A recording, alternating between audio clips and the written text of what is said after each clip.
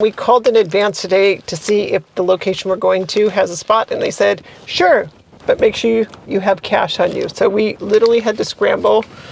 I think I stole a couple dollars out of Kaylin's purse. I had some cash because hauling this thing through an ATM machine, it doesn't work.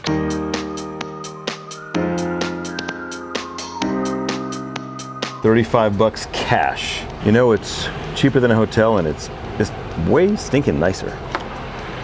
This is gonna be different because usually I'm the one that pulled this into this space, but this time we're gonna see if she can pull into this space.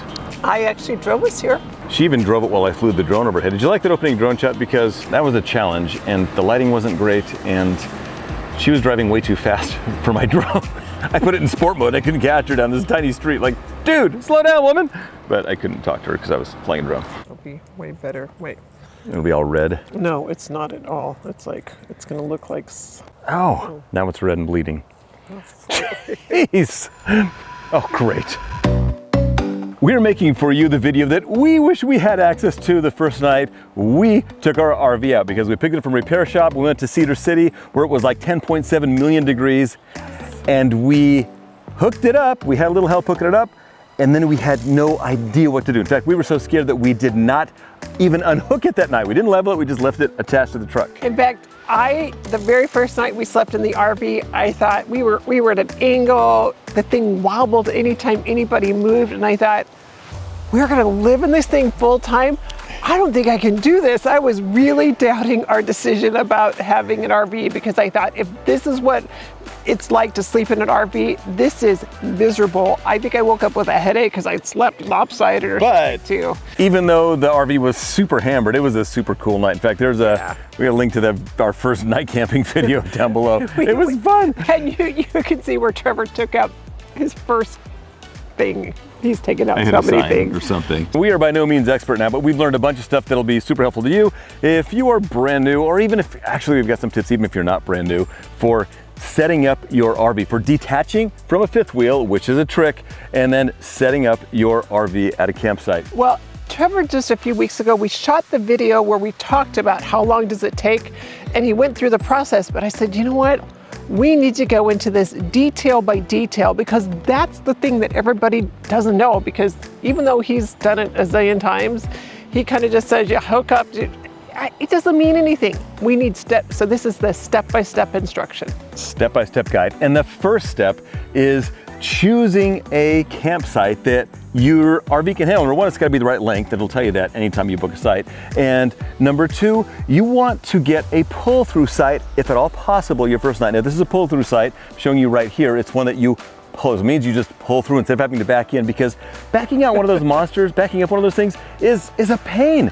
It's even though I've been doing this for like a year now, it's still a pain. I can't believe that our marriage has survived backing up. Now, we have had some casualties with backing up. Yes, we have a brand new right rear fender, because Leela didn't tell me about the post I was backing into. She used my eyes. Well, I can only see so far around the whole RV. I still blame her. Backing up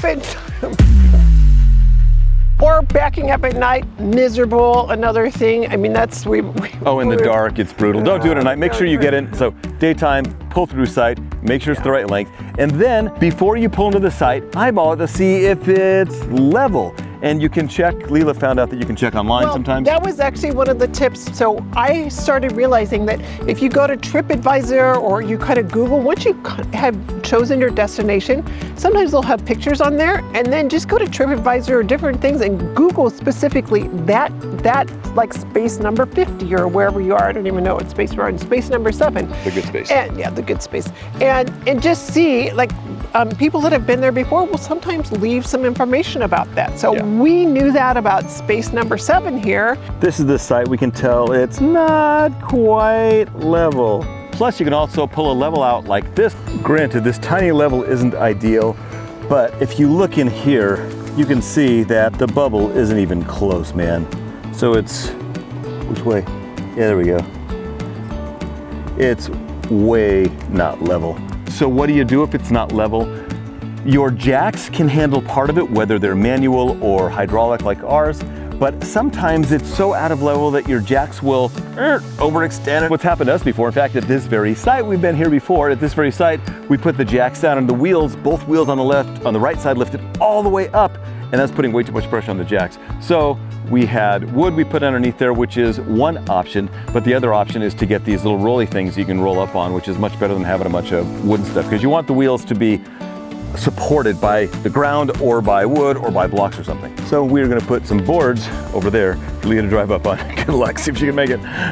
Did you just purchase some of those rolly up things? Yeah, in fact, I purchased some of those rolly up things literally today. I don't have them yet. I'm the CEO and Trevor is the CFO, so he makes all these financial purchases and I do this. Hey Alexa, what did Trevor order? In the last 30 days, you've ordered 23 items. Where is the coolest place you've ever camped with your RV or in a tent? Go ahead and post that in the comments below. My favorite place is probably in the Ozarks in Missouri. That was pretty dope. And my favorite place was Destin, Florida. I love that place. It was a beautiful camping spot and I could ride my bike down to the beach and it was the sugar sand. If you've never been to Destin, Florida, absolutely 100% go there. And we found the best pizza I've ever eaten ever in my entire life. We had pizza 2 nights in a row there. And right now we are parked back there and Leo's gonna try to pull into this site. Have you ever pulled into a site before? I've backed into every single site. I'm not sure if you've ever, I think she pulled into one once, a pull through once. You've never backed into one. This is probably her second time pulling into a site. Let's see how she does. Okay, now, and this one's gonna be a little challenging because I definitely have. Yeah, this is super easy. This is like. Am I just gonna go straight? Yeah, she's gonna cut across a lot she's of gonna grass? drive. She's gonna drive across the grass and pull to the side because we did it wrong. We pulled in. I don't know. We pulled in the right way. The other place says exit, but this way would have been the right way to pull into the site. So. Yep. Heck if we know. When you're pulling your RV into the site, you want to think of a couple things. Number one, you want to make sure you've got enough space between your slides and trees and the utilities. Number two, when you pull forward, it's going to have a spotter out. I'll be her spotter this time. This will be fun. And you want to make sure that your utilities, your electrical and your plumbing, your sewer is lined up with the electrical, plumbing, and sewer at the site. Because we would never pull in the wrong way on the site, like where the plumbing was on the opposite side. The other thing too is just to check to make sure, because I've heard this, that sometimes you get into all these places and they say they had electricity and water and stuff, but they really don't. Oh, that's the other tip. Before you pull in all the way and get all hooked up, you want to make sure you've got power and you want to make sure you've got water. So we're going to go make sure there's water out of here and we're going to go, you plug in a small electronic device to make sure that the power turns on. The bottom line is we're going to do a lot of testing and checking things before we completely unhook this. Before we even pull into the site. Looks like we got water. So the first thing we want to do is make sure that all of the breakers are off. And the last guy should have had them off, but he didn't. And we don't have a 50 amp connector. We are going to just check the 110. That'll give us a good indication if there's at least some power coming here. Leela brought the official tester. Come on down, Leela. Because I need some Zen moments here. What has she got? I have. How can we even tell if that thing's on? Because you turn it on and it's got really cool lights, but it's not on. It's not on because why? We have to hit the breaker. You know which breaker it is, Leela? Oh, this is something people may not know. You know, when you've got all the breakers, this is a normal hookup site. This is the 20 amp, which is your 110. This is the 30 amp, which is this middle one here. And this is the 50 amp, which is usually the most juice you're ever gonna get at a site. And that's golden because you can run more stuff like an air conditioner and a microwave. So let's go ahead and flip on the 110. And let's see if that thing comes on. There we go, see? It's got lights. So we've got at least 110 power here, which means we probably have power on the 50 amps as well. But you always want to check that first. This should be fun. Leela's got to try to pull it onto those blocks right there so that the thing is like a little more level when we try to actually level it with a leveler. So I'm gonna give her a little bit of instruction real quick. So I want you to pull all the way this way and then pull straight. So get as far that way as you can and then pull straight and try to drive over those blocks. Because this is one of those times like, gosh, you have not been the instructor because what do I use? We use passenger and driver's side. So which side am I going? Right. Come on down. Am I going passenger or driver? Well, what do you think, Leela? It's kind of obvious. Driver, a whole bunch. Go all the way this way, driver. Go. Like right now, I'm going all the way driver. Yes, yes, and turn. Go. Step on the gas pedal. It's the one on the left. No, it's the one on the right. My left. Don't say right and left. It confuses people. So it's better to drive over the grass than to drive over things. So keep going that way a little more. Go that way a little more. Good, good. Okay. I mean, that way being driver, driver, driver, Okay. driver. Now I'm gonna have you stop, and I'm Okay. going to. Hello? Yes. Can you tell me why you're driving across the grass to get from spot to spot? Because if we didn't, we couldn't make the turn. You should have come in this way. Where it says exit only? No. I thought it there- said exit. When it splits, one is for this side, one is for the other side. There are sprinklers out here, and you guys are running all over everything. Busted. Didn't do it on purpose. Sorry.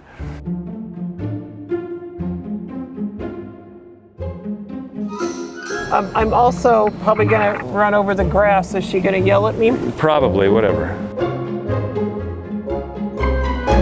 This is stressing me out, man.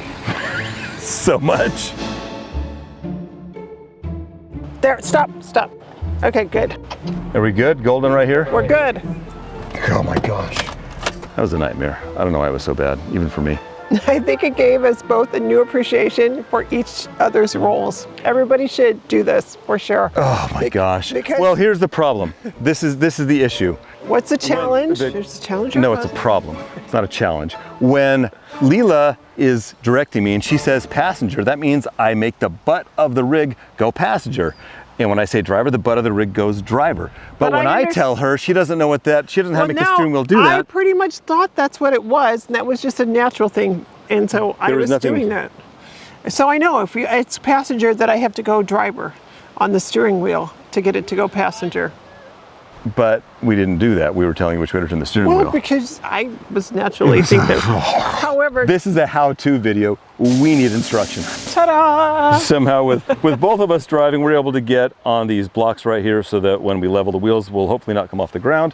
Let's go talk about hookups. You kind of got to make do with what you've got. This is about, I could back up a tiny bit more, but we're pretty good because sewer is right here, and there's our sewer connectors, and our water and electricals right here, and there's our water electrical. We've got plenty of reach for that. Before you disconnect, you want to make sure that your slides aren't going to hit anything. That front slide, there's nothing there. There's nothing to worry about. Here, we are, you know, pretty close to where this thing could potentially hit. We know we need 39 inches. Let's see if we're close before we disconnect here, because it would be tragic if we had actually let this thing down. It'd be really tragic if we forgot to check this in as how-to video. Because I'm shooting this before, but actually everything's already connected and we're golden, thank goodness. I was a little worried. Next, before you disconnect, you want to chalk the wheels, and depending on which way it's angled, looks like we're kind of rolling that way. I'll put it near this one, and that prevents it from rolling backwards. But because it's here, it was rolling forward somehow, it would catch here. So you put the chalk in between the two wheels in the obvious place. You do that on both sides so that you're totally safe before you disconnect. The next thing you need to do is disconnect the truck. With this particular system, you hit on and turn it on. And then all we want to happen is we want these front legs to come down enough to take the weight off of the pin there. And the way you do that is you just hit this top button right here that says front.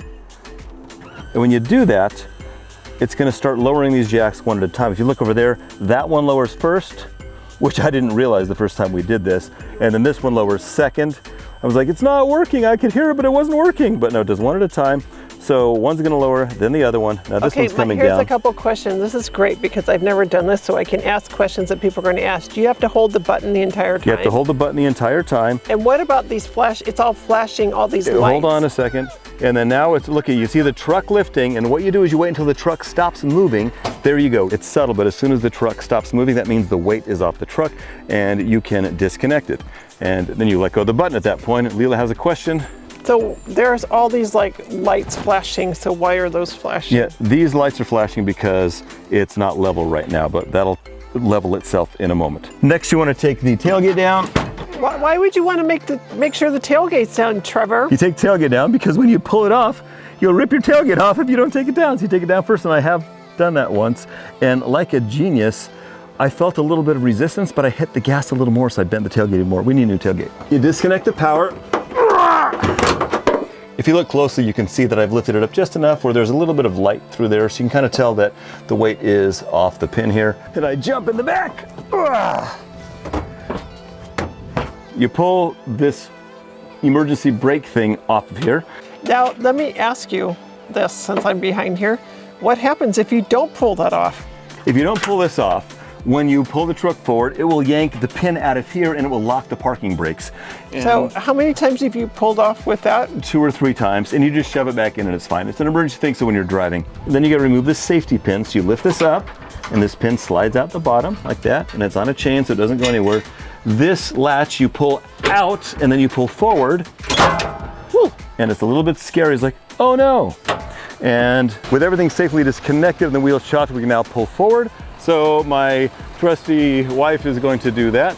Have you done this before? I think maybe once, just a few weeks ago. Okay, so I come back here and I look and I make sure that nothing crazy is happening. Notice, if this thing was turned too much, if I had to angle that too much, this thing could totally like jackknife into there. So I make sure she's good. Go ahead and pull forward, Leela. And she can hear me yelling at her, but there's really nothing that's gonna likely go wrong here. She just pulls forward enough for me to close the tailgate. Okay, stop. Stop, stop. Yikes, back up a little bit. Yeah, stuff like that. Okay, stop, stop. Yeah, that's never happened before, but that thing got caught. That's why you want to be back here. That could have ripped this thing out, and hopefully it didn't, but it may have, and that would not be the first time. Now we can close the tailgate and put this stuff out of the way so nobody trips on it. If you're on grass or mud, you can use these leveling blocks underneath the jacks. They give you a little bit more of a foundation. Also, if you need to lift much more on one side than the other, you can put them on that side. In this case, we have to lift a little more on this side, so we're gonna stick a couple under here and there. Too late to put them under here. We could have put them under there before we put the jacks down. This is Leela's favorite part, leveling. She's never leveled the RV before, but she's about to, and here's what you do. I had no idea how to do this the first time either. So to level it, you hit the on button here, and then you hit auto level. And right now it's hitting the rear and right lights, meaning that if I was gonna do it manually, I'd have to hit these buttons until it was level and it would tell me, but we're just gonna auto level because that's easier. So I'm gonna turn this off and have Leela do it from scratch. You're gonna hit on, then hit auto level, and then she's gonna run. Is there any reason that I would want to stay near here when I'm auto leveling? Yes, there is a reason to stay near if you're auto leveling, because one time, I heard you said that I could just run, but I'm like... No, you do want to stay nearby in case something happens. Like one time we started auto leveling and the truck wasn't far enough away. This is really important. And it's like, oh no, it was about to like land on the tailgate.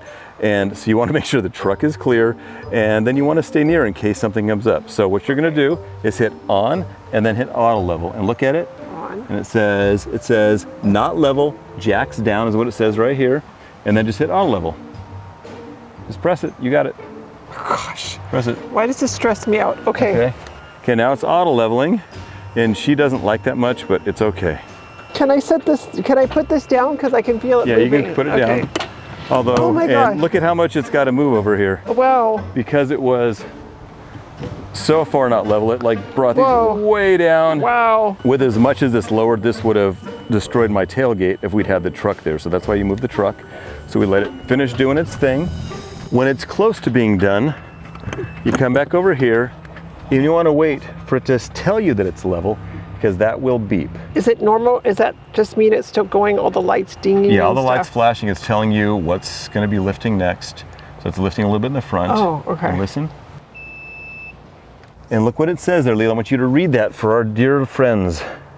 It says that we are level, tracks down. No. What does it say? It says level, jacks down. Oh, well, I said level, You said tracks down. Well, jacks, tracks, I couldn't see the rest of the word. I had to stick my head in with all the hoses and stuff. Come on. It's supposed to be helpful to people, it might just be entertaining instead. Our goal was to make this a helpful video. Turns out it might just be. I think it's really helpful because I'm asking legitimate questions that people are going to have. I think, because I see all these videos and people just put all these things together, and I'm like seriously asking questions because I have no idea. Yeah, literally, if she didn't have me, she could never do. She's never done all this Well, stuff. I will be able to do it next time because I'll just watch this video step by step. Hopefully, I can edit it down so it's like step by step and not just come on, a marital expository. Hey, if you've learned anything from this so far, just go ahead and give us a like. And hey, even if you haven't learned anything, just like it for my self-esteem. That's Trevor's line. I think I did a freaking dang good job of pulling this thing in.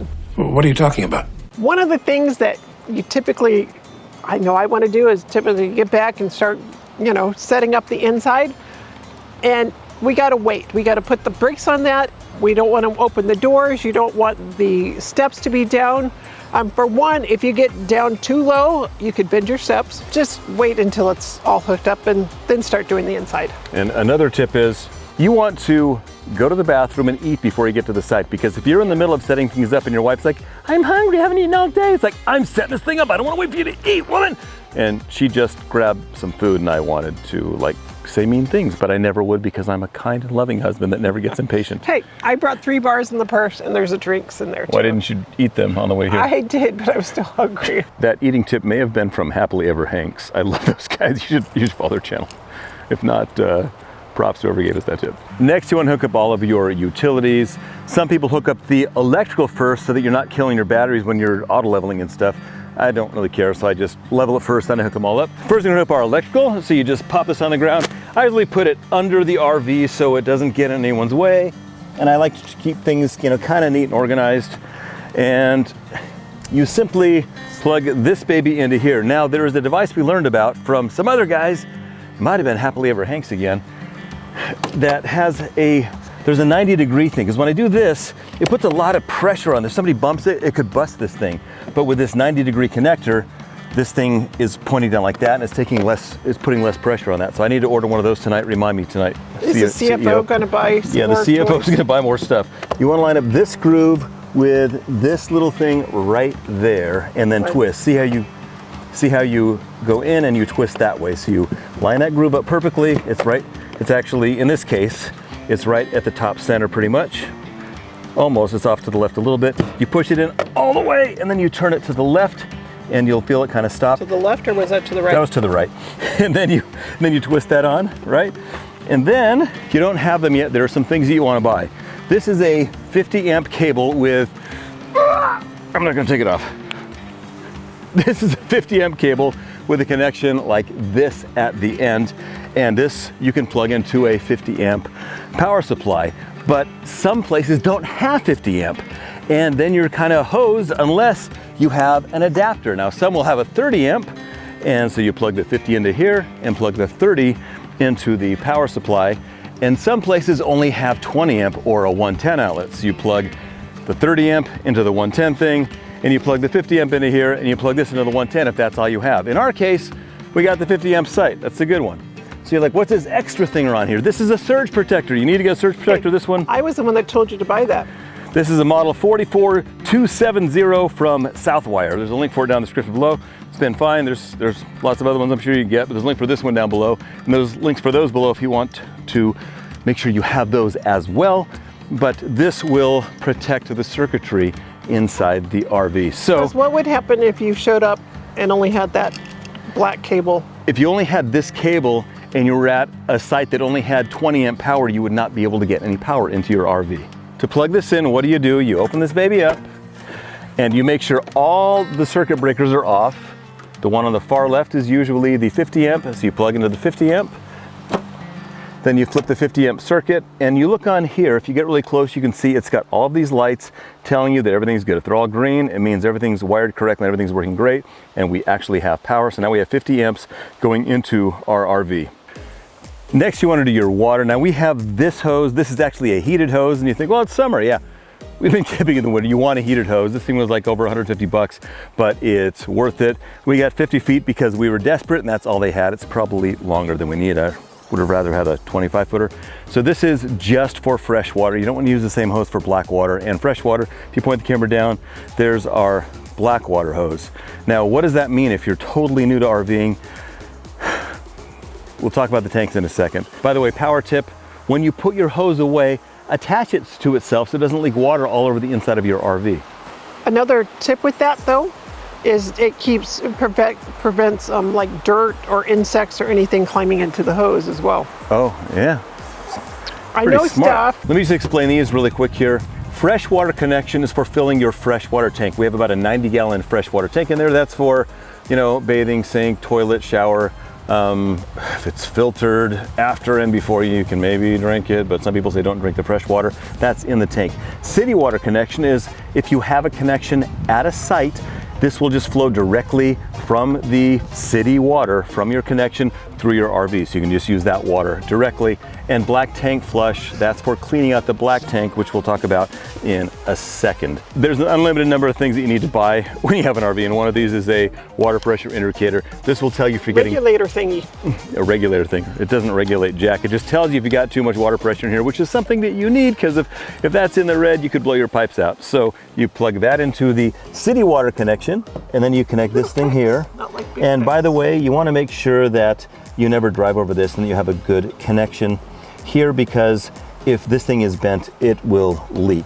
So if it's bent, just cut it off and put a new one on there. You can reconnect it. So we connect this thing like this, so we can make sure that the water pressure isn't too high. More stuff you want. This is an RV water filter. It doesn't filter out everything, but it helps to make the water a little safer. Everybody has their own way of doing it. This is how we do it. We have the water filter plugged directly into the hose here with this little super annoying brass connector thing. It actually came with a better connector that was easier to navigate, but I couldn't find a replacement, so I got this one, which kind of sucks. And then you plug this guy into here, and then if it's cold out, like it's gonna be below freezing, you plug this baby into the 110 here, which is kind of convenient that they've got the water and the power right next to each other, so that'll actually work. So that will heat the hose. It's got a sensor if it needs to be heated, since it is 80 degrees out. And then you turn the water on, how? Slowly. Because we're gonna check for what? Yeah, we're fine. It's in the yellow. It's always weak. I don't know why. One more thing you might want to consider is a hose splitter that you put right down here. So you can have your fresh water going to your RV on one side, and then have another hose connected here in case you need to hose things down, you want to flush your black water tank, or spray your wife because she's not behaving, you know. Next is my favorite part, which is hooking up the sewer. So first you want to throw some gloves on. And these are all nice and fresh, so there's no sewer water in here, so that's kind of I great. decided that we would use fresh pears for today. And back here, fun story. One time we were driving down the road and I hit a tire, and this thing came off and evaporated, so I bought and installed a new one. That is the sewer hose holder that your loving husband put in here. And here's where we store the sewer hose. We've got 20 feet into sections. Pull it out. We've got this Rhino brand. Seems to work fine. Yeah, here's a tip too. We have bought cheaper versions of this. We went through like 3 different sewer hoses. Literally, they would just break. So I finally went in, like we got the ones from Walmart and stuff, and they would just break. This is like our 3rd or 4th set. One of them's on a freeway somewhere. You've got 2 connectors here, and it's like, if you've never done this before, this is for beginners, right? One of these is gray water, one of these is black water. The gray water, the gray water, usually there'll be a label here. When we bought our RV, it had it labeled backwards, so that was a great start. So that was one of the things that we took off of the RV. So we took the stickers off. But the gray water is the water that comes out of the sinks and the shower. The black water is the water that comes out of the toilet, the super yucky stuff. And we own a Y, I think I threw it away though, so you could hook up both at the same time into the sewer. You think, oh, that's great. I can have the gray water and the black water flushing at all times. But you don't want to do that, because if you have it flushing all the times, the black water tank, when solids go in there, they will pile up and they will clog you because there's not enough water for them to just flow out. So you do, because this happened to us. I had big issues with that black water tank. So when you're at the RV park, you want to leave the black water tank closed and then hook up only the gray water tank. Don't use a Y, and don't keep the black water tank open. Before you leave, or when it gets full, you drain it. So to hook up the tank, there's 2 sides. It's pretty simple. Number 1, you make sure that, it's the gray tank. You can tell from this sticker that's not here. The other way you can tell is, look down here, Leela. It's got skinnier pipes. It's fat here, but there's thinner pipes here. Notice that the black water tank are thicker pipes. So that's one way to tell, in case your last owner put the stickers on the wrong place to mess you up. So These usually have 2 valves. You want to make sure that both the valves are closed. In our case, there is 1 valve right here, closed, and another valve right here, closed. Make sure they're both closed. Then you pull this off, back up, so if anything drips, it won't get on you. And then you just twist this thing on. This is an elbow connector for the sewer. It's clear. You need to see the yucky stuff so you know when things are clean. So it's got 3 different kinds of threads here. You just pull this off and you twist it on. And it's probably gonna smell bad. And you can adjust this thing. You just twist that thing off and on to get it pointing in the right direction. It's the closest direction to where your stuff is. Pretty good there. And then you can just twist this thing on here. That's it. Now, we did have those stair stepper things that will raise and lower, like this thing that escalated up there, but some people love those. I found it to be a bloody pain. So I literally, and it broke, it was all chintzy. So I threw it away, but some people love them. I actually found a pair of those that were not the plastic ones that I think we would really like. So CFO, can I buy those? You're the CEO, you do what you want. So when you're fully connected with the gray water tank, you open both valves. Here's the 1 valve. And over here, we have the other valve. Boom.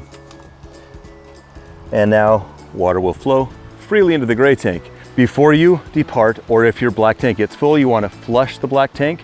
So in that case, you would disconnect the gray tank and connect that to the black tank side.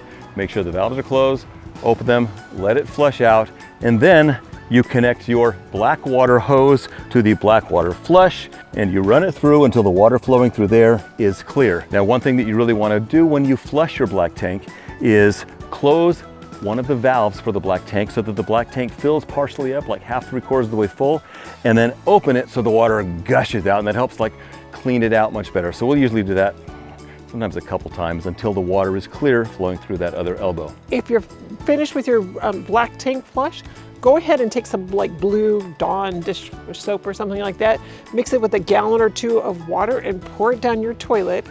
And then it helps keep that all cleaned out and sloshing around, so it kind of breaks things up. If it gets kind of clogged down there, let's say it just gets a buildup, you can actually put ice down there. Just dump some ice down there, and when you're driving around, it kind of sloshes around and makes it all better. There's also chemicals to help with those things, and we've had to use we've had to use those. And don't trust the sensors. Like we've had, the sensors are not always accurate. Sometimes the sensors inside your RV will get schmutz on them, and it'll say it's full when it's not, so you gotta make sure it's cleaned out. If you're gonna be camping somewhere where you have no water hookups and you have to use the water that's in your tank, that would be in this tank here that you fill up there, our 90 gallons.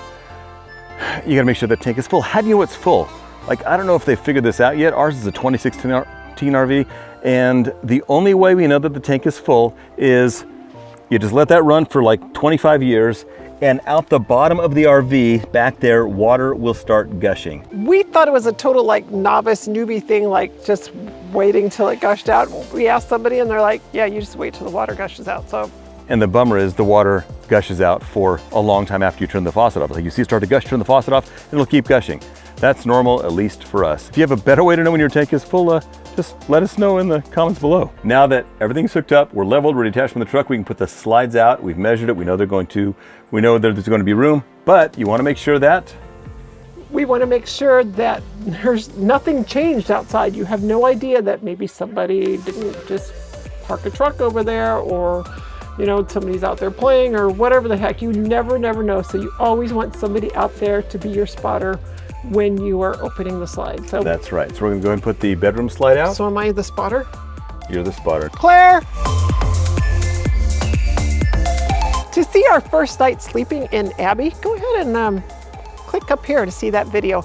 And to see our further adventures, go ahead and make sure you hit that subscribe button. And my favorite purchase that we had, because it was so darn cold, we'll have a link to that heated hose right down there. We can't wait to share our adventures with you.